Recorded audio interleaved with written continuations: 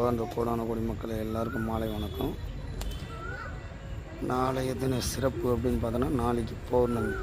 இப்போ இன்றைக்கி தான் தொடங்கி இருக்குது. நாளைக்கு தான் நம்ம பூஜையை தொடங்க போகிறோம். இன்று இரவு யந்திரங்கள்லாம் எழுதி எல்லாருக்கும் மையெல்லாம் எடுத்து நாளைக்கு தான் பொம்மை உருவேற்றி செய்ய போகிறோம். அதில் சில பல பேருக்கு கொரியர் வரலன்னு கூட எனக்கு சொல்லிக்கிறாங்க. அவங்களோட ஃபோட்டோ, அவங்களோட அட்ரஸ் நம்ம கொடுத்தா நம்ம கண்டிப்பாக அவங்களுக்கு அனுப்புகிறோம். அதே போல் யார் யாருக்கு பெண்டிங் இருக்குதோ அந்த பூஜை தான் நாளைக்கு முடிக்க போகிறோம். மெயின் பூஜையும் முடிக்க போகிறோம். முடிச்சு அவங்களுக்கு நல்லது நடக்குன்னு நாளைக்கு பொம்மை மூலிமா உருவேற்றி ஏற்றும் போய் சுடுகாட்டில் வச்சுட்டு வர போகிறோம். இதில் ஒவ்வொருத்தரும் வேகமாகவும் நடக்கும், ஒவ்வொருத்தருக்கும் நிதானமாகவும் நடக்கும். அது அவங்க ஜாதக ரீதி மட்டும் இல்லை, அவங்க பட்சிகளை பொறுத்து நடக்கிறது.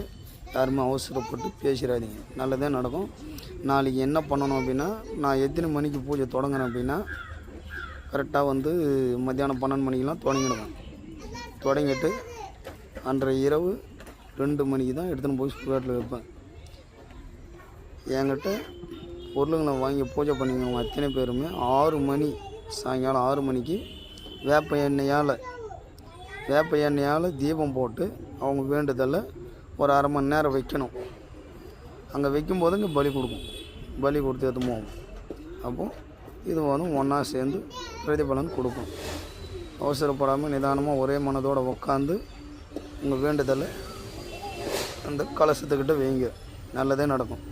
ஓம் நமோ நம சிவாய, ஓம் நமோ கோரக சித்தராய நமோ நமக, ஓம் நமோ குலம் குருதேவாய நமோ நமக, ஓம் மகா காலபைரவாய நமோ நமக, ஓம் மகா காளிகாய நமோ நமக, ஓம் கணபதியே நமோ நமக, ஓம் நமோ சரவணபவாய நமோ நமக, ஓம் நமோ காளிகாய நமோ நமக, ஓம் நமோ நம சிவாய.